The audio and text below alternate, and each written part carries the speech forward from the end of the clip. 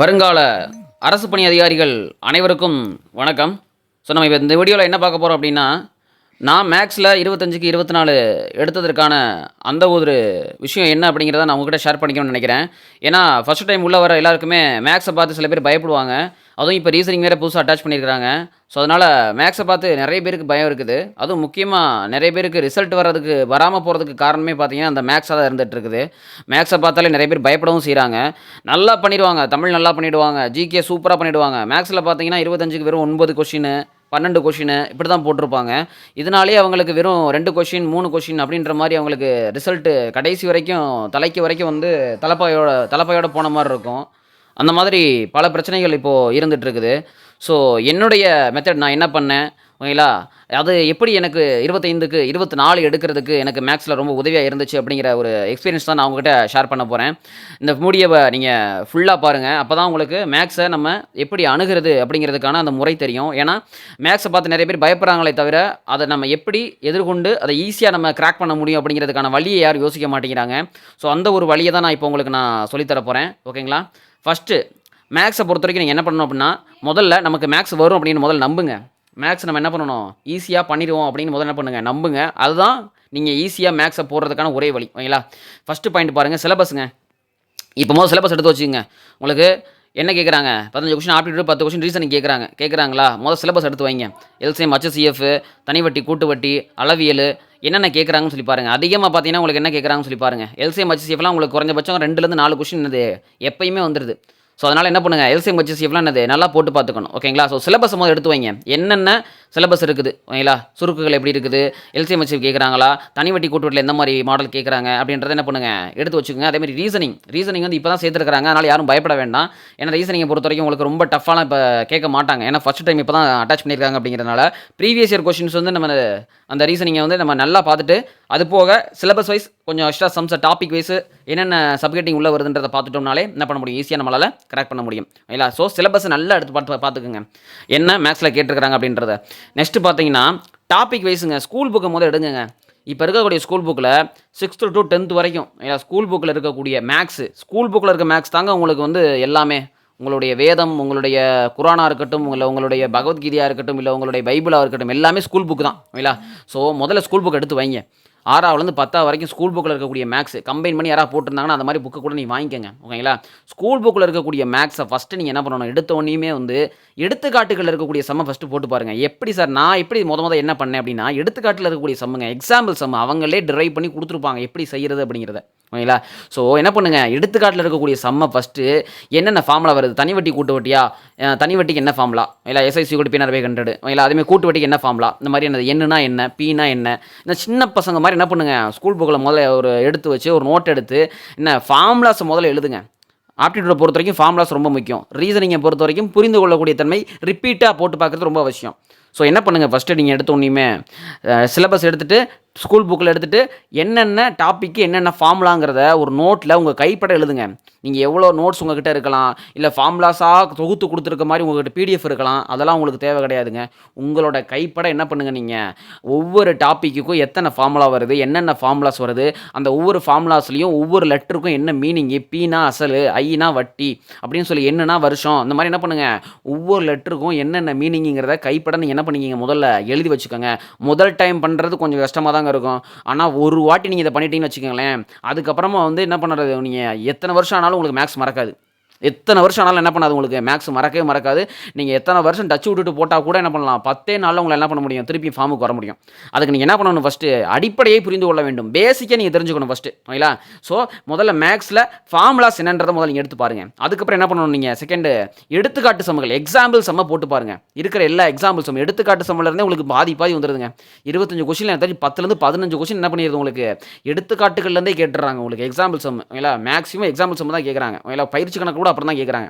So first நீங்கள் என்ன பண்ணணும், எடுத்துக்காட்டு சம்முகளை எடுத்தோடனே உட்காந்து ஒரு 2 மணிலேருந்து 3 மணி நேரம் குறைந்தபட்சம், மேக்ஸ் வராதவங்கலாம் கண்டிப்பாக என்ன பண்ணணும், 3 மணி நேரம் மேக்ஸ் போட்டு பார்த்தே ஆகணும். இல்லை ஸோ ஸ்கூல் புக் எடுத்து போட்டு பாருங்கள். நெக்ஸ்ட்டு அவுட் சைட் நோட்ஸுங்க, ஏதாவது ஒரு நோட்ஸ் எடுத்து வச்சுக்கோங்க. ப்ரீவியஸ் இயர் கொஸ்டின்லாம் கம்பைன் பண்ணி போட்டிருப்பாங்க. ஓகேங்களா, எல்லா ப்ரீவியஸ் இயர் கொஸ்டின் கம்பைன் பண்ணி ஒரு நோட்ஸ் போட்டிருப்பாங்க. அந்த மாதிரி ஒரு புக் வாங்கி வச்சுக்கோங்க. ரீசனிங்க்கு கண்டிப்பாக நீங்கள் என்ன பண்ணணும், ஆர்எஸ் அகர்வாலோ இல்லை ரொம்ப சிம்பிளாக இருக்க மாதிரி, ஓகேங்களா, ஒவ்வொரு ரீசனிங்க்கும் ஒரு 15 கொஸ்டின் இருக்க மாதிரி, கேலண்டர் சம்மா ஒரு 15 சம்மு, கடிகார கணக்கா ஒரு 15 சம்மு, ஒத்தத்தன்மையா ஒரு 10-15 சம்மு, இந்த மாதிரி என்னது எல்லா டாப்பிக்கும் கவர் ஆகிற மாதிரி ஒரு 20 சம் இருக்க மாதிரி என்ன பண்ணணும், நம்ம ஒரு சிம்பிளாக ஒரு அவுட் சைட் நோட்ஸ் சொன்னது கண்டிப்பாக கையில் வச்சுக்கணுங்க. இது ரொம்ப அவசியம். ஏன்னா ரீசனிங் உள்ள சேர்த்துருக்கிறதுனால சொல்கிறேன். ஓகேங்களா, ரீசனிங்க்கு அவுட் சைட் நோட்ஸ் ரொம்பவே முக்கியம். ரீசனிங் எப்படி சார் நம்ம அணுகிறது? ரீசனிங்கை பொறுத்த வரைக்கும் நீங்கள் திருப்பி என்ன பண்ணணும், போட்டு பார்க்கணும். இல்லை எதாக இருந்தாலும் சரி, மேக்ஸை பொறுத்த வரைக்கும் சரி, என்னது நீங்கள் ஒரு மாதம் எடுத்துக்கங்க டைம். ஒரு மாதம் போதுங்க மேக்ஸை கவர் பண்ணுறதுக்கு. மேக்ஸில் ரொம்பலாம் நேரம் எடுக்க தேவை கிடையாது. எல்லா டாப்பிக்கும் கவர் பண்ணுறதுக்கு ஒரு மாதமே போதுமானதாக இருக்கும். திருப்பி போட்டு பார்க்குறதுக்கு அடுத்த ஒரு மாதம். இல்லை உங்களுக்கு 2 மணி நேரத்துக்கு 3 மணி நேரம் தொடர்ச்சியாக என்ன பண்ணுங்கள், போட்ட மேக்ஸே போட்டு பாருங்கள். கழுது அது மனப்பாடம் கூட ஆகும் சில நேரத்தில். ஆனால் நீங்கள் புரிஞ்சு தான் மேக்ஸை போடணும். சில நேரங்களில் அது மனப்பாடம் ஆகும், ஏன்னா நீங்கள் போட்ட கணக்கே போட்டு பார்க்குறதுனால. ஆனால் அது உங்களுக்கு எப்படி உதவி பண்ணோம்னா, ஒரு ஃபார்முலா வச்சு நம்ம எப்படி மேக்ஸை அடுத்த கட்டத்துக்கு கொண்டு போகிறது, எப்படி டிரைவ் பண்ணுறது அப்படிங்கிறது என்ன பண்ணும், உங்களுக்கு உதவி செய்யும். அதனால் என்ன பண்ணுங்கள், அடிக்கடி போட்டு பாருங்கள். அடுத்து பாருங்கள், மிஸ்டேக்ஸுங்க. என்ன சார் மிஸ்டேக் பண்ணுவோம் சார்? நீங்கள் வந்து டெஸ்ட் எழுதி பார்க்குறப்ப தான் உங்களுக்கு என்னென்ன மிஸ்டேக் பண்ணுவீங்க அப்படின்றது தெரியும். நான் என்னென்ன மிஸ்டேக் பண்ணேன் அப்படின்றத சொல்கிறேன். முதல் விஷயம், ஒரு கணக்கை வாசிக்கிறோங்க. கணக்கை வாசிக்கிறப்ப முழுமையாக வாசிக்கிறது கிடையாது. கணக்கும் கிடையாது. ஒரு கொஸ்டினை வாசிக்கிறப்ப என்ன பண்ணுறது கிடையாது, நம்ம புள்ளி வரைக்கும், கடைசி புள்ளி முடிகிற வரைக்கும் அந்த கொஸ்டினை வாசிக்கிறதே கிடையாது. ஆனால் இனிமேல் அந்த தப்பை நீங்கள் பண்ணாதீங்க. ஒவ்வொரு முறையும் நீங்கள் உங்களுக்குள்ளே சொல்லிக்கோங்க, கொஸ்டினை முழுமையாக வாசி அப்படின்னு சொல்லி என்ன பண்ணுங்கள், சொல்லிக்கோங்க. ஒரு மேக்ஸில் எல்சிஎம் கேட்குறாங்களா, HCF கேட்குறாங்களாங்கிறத ரொம்ப கவனமாக பார்க்கணும். உங்களுக்கு தமிழில் பார்த்தீங்கன்னா மீச்சிமான்னு கொடுத்துருப்பாங்க. இதுவே இங்கிலீஷில் பார்த்தீங்கன்னா HCF அப்படின்னு சொல்லி கொடுத்துருப்பாங்க. ஸோ அதனால் இங்கிலீஷில் பார்க்கக்கூடிய கொஸ்டின் தாங்க என்னது உண்மையான கொஸ்டின் எடுத்துக்கிடுவாங்க. அதனால் அந்த எல்சிஎம் HCF பொறுத்த வரைக்கும் நிறைய நாளாக தப்பு பண்ணியிருக்கேன். ஏன்னா எப்போ ப்ராக்டிஸ் அப்போ, ஆனால் எக்ஸாம் ஹாலில் போய் ஒரே வாட்டி தப்பு பண்ணேன். ஸோ இனிமேல் பண்ணக்கூடாது. எக்ஸாம் ஹாலில் நீங்கள் அந்த தப்பை பண்ணக்கூடாது. எல்சிஎம்மா HCF மேக்ஸை பொறுத்த வரைக்கும் நீங்கள் என்ன பண்ணுங்கள், இங்கிலீஷில் கொஸ்டினை வாசிச்சிருங்க. மீப்போவெல்லாம் வந்துச்சுன்னா கண்டிப்பாக நீங்கள் என்ன பண்ணணும், கொஸ்டினை இங்கிலீஷில் தான் வாசிக்கணும். அது நல்லா மைண்டில் ஏற்றிக்கிங்க. கொஸ்டினை இங்கிலீஷில் மட்டும் தான் நீங்கள் வாசிக்கணும். அதே மாதிரி ஏறு வரிசைப்படுத்துக, இறங்கு வரிசைப்படுத்துகன்னு சொல்லி கொஸ்டின் கேட்பாங்க. இல்லை உதாரணத்துக்கு 10/5, 2/4, 1/3 இந்த மாதிரி என்ன பண்ணிடுவாங்க, ஒரு 4-5 வேல்யூ கொடுத்துட்டு இதை வந்து ஏறு வரிசைப்படுத்துங்க அப்படின்னு சொல்லி சொல்லுவாங்க. இறங்கு வரிசைப்படுத்துங்கன்னு சொல்லுவாங்க. உங்களுக்கு அது என்னன்றதை இங்கிலீஷ்லையும் நீங்கள் கொஸ்டினை வாசிக்கணும். ஏறு வரிசைப்படுத்த சொல்கிறாங்களா, இறங்கு வரிசைப்படுத்த சொல்கிறாங்களா, எது ஃபஸ்ட்டில் வரும், எது செகண்டில் வரும்ன்றதை என்ன பண்ணணும், நீங்கள் கண்டிப்பாக இங்கிலீஷில் கொஸ்டினை வாசிக்கணும். இது எல்லாரும் பண்ணக்கூடிய ஒரு மிஸ்டேக்கு. ஓகேங்களா, எது போக என்ன பண்ணணும்னா, கொஸ்டினில் அவங்க என்ன நம்பர் கொடுத்துருக்குறாங்க, மில்லிமீட்டர் கொடுத்துருக்குறாங்களா, சென்டிமீட்டர் கொடுத்துருக்குறாங்களா, இல்லை கன சென்டிமீட்டர் கொடுத்துருக்குறாங்களா அப்படிங்கிறத கவனமாக கவனிங்க. இதெல்லாம் மேக்ஸில் பண்ணக்கூடிய 3வது மிஸ்டேக்குங்க இது. ஓகேங்களா, கொஸ்டினை முழுமையாக வாசிக்காமல் இருக்கிறது.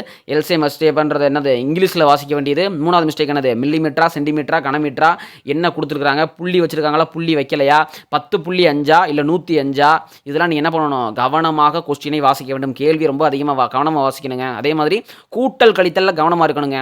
அங்கே போயிட்டு நல்லா மேக்ஸ்லாம் நீங்கள் பார்த்துருவீங்க. அங்கே போயிட்டு 2 5 கூட்டி 6ன்னு போட்டு வச்சுருப்போம். நம்மளே அறியாமல் பண்ணுறதா அந்த தப்புலாம். ஓகேங்களா, நம்ம தெரிஞ்சு பண்ணுறது கிடையாது. ஒரு பதட்டத்துலையும் ஒரு இதுலையும் என்ன கூட்டுறதுன்னு தெரியாமல் 5 6 கூட்டி 12ன்னு போடுறது, 7 6 கூட்டி 14ன்னு போடுறது, இந்த மாதிரி பண்ணிடுவோம் தப்பு. ஆனால் 13, இந்த ஆன்சர் 13 தான் வரும் உங்களுக்கு. ஸோ இந்த மாதிரி பண்ணிங்கனாலே என்ன பண்ணிடும், இப்போலாம் உங்களுக்கு என்ன பண்ணுறாங்க, ஆன்சர் தப்பாகிடும். உங்களுக்கு ஆப்ஷனில் என்ன பண்ணுறாங்கன்னா, உங்களுக்கு பக்கத்துலேயே ஆப்ஷன் வைக்கிறாங்க. உங்களுக்கு 12, 11, 10, 9 இப்படி ஆப்ஷன் இருக்குது. நீங்கள் ஒரு நம்பரை தப்பாக போட்டால் கூட என்ன ஆகிடுது, வேறு ஆன்சர் போயிடுது. நீங்கள் வந்து ஒரு கொஸ்டினை விட்டுட்டு வந்து அப்புறம் இங்கே வந்து வருத்தப்படுவீங்க. அந்த ஒரு கொஸ்டின் அடிச்சிருந்தா நம்ம வேலைக்கு போயிருக்கலாமே, இந்த 2 கொஸ்டின் அடிச்சிருந்தா வேலைக்கு போயிருக்கலாம், என்ன பண்ணுவீங்க, வருத்தப்படுவீங்க. ஸோ அந்த தப்பை பண்ணிடாதீங்க. மேக்ஸ் ரொம்ப ஈஸி தான். நீங்கள் வந்து என்ன பண்ணணும், ப்ராக்டிஸ் பண்ணணுங்க. அடுத்த பாயிண்ட் பாருங்கள், ப்ராக்டிஸ் மேக் எ மேன் பர்ஃபெக்ட்னு சொல்லுவாங்க. ரெகுலராக ப்ராக்டிஸ் பண்ணணும். மேக்ஸ் வராதவங்களாம் கண்டிப்பாக என்ன பண்ணணும், ஒரு நாளைக்கு 3 மணி நேரம் ரெகுலராக ப்ராக்டிஸ் பண்ணியே ஆகணுங்க. நீங்கள்லாம் வேறு வழியே கிடையாது. நீங்கள் ப்ராக்டிஸ் பண்ணியே ஆகணும். ஒரு நாளைக்கு என்னது 3 மணி நேரம் ப்ராக்டிஸ் பண்ணணும். போட்ட சமயம் கூட போட்டு பாருங்கள். தனிவட்டி புரியலையா, திருப்பி தனிவட்டியில் 10 சம கூட போட்டு பாருங்கள். ஒரே சம கூட இல்லை 10 வாட்டி கூட போட்டு பாருங்கள். இல்லை 10 சம் தனி வட்டியா, ஒரே மாதிரி மாடலு 2 ஆண்டுகளுக்கு 1000 ரூபாய் அசலுக்கு எவ்வளோ, 3% வட்டி வீதம் எவ்வளோ அப்படின்னு சொல்லி, 2 ஆண்டுகளுக்கு 1000 ரூபாய்க்கு 6% வட்டி வீதம் எவ்வளோ அப்படின்னு சொல்லி என்னது பர்சன்டேஜை மாற்றி, வருஷத்தை மாற்றி, அமௌண்ட்டை மாற்றி, இந்த மாதிரி என்ன பண்ணுங்கள், எல்லாத்தையும் நீங்களே என்ன பண்ணுங்கள், போட்டு பாருங்கள். அப்போ தான் உங்களால் என்ன பண்ண முடியும், மேக்ஸில் நல்லா ஸ்கோர் பண்ண முடியும். ஓகேங்களா, ப்ராக்டிஸ் ரெகுலராக பண்ணி ஆக வேண்டும். நெக்ஸ்ட் பாருங்கள், கொஸ்டின் ரீட் அவுட் ப்ராப்பர்லி. இதை நான் உங்களுக்கு முன்னாடி சொல்லிட்டேன். கொஸ்டின் என்ன பண்ணணும், முழுமையாக என்ன பண்ணணும், வாசிக்க வேண்டும், கொஸ்டினை முழுமையாக வாசிக்க வேண்டும். ஸோ நான் சொன்னக்கூடிய இந்த அனைத்து விஷயத்தையும் நீங்கள் ஃபாலோ பண்ணுங்கள். ஸ்கூல் புக்கை ப்ராப்பராக படிங்க, அவுட் சைட் நோட்ஸ் என்ன பண்ணுங்கள் கரெக்டாக யூஸ் பண்ணிக்கோங்க. ஒரு நாளைக்கு 3 மணி நேரம் என்னது மேக்ஸ் போட்டு பாருங்கள். ப்ரீவியஸ் கொஸ்டின்ஸ்லாம் என்ன பண்ணுங்கள் கரெக்டாக என்ன பண்ணுங்கள் போட்டு பாருங்கள். என்னென்ன இடத்துல மிஸ்டேக் விடுவீங்க அப்படிங்கிறத என்னது டெஸ்ட் மூலமாக தெரிஞ்சுக்கோங்க. அந்த மிஸ்டேக்லாம் விடக்கூடாது அப்படின்னு எழுதி வச்சுக்கோங்க.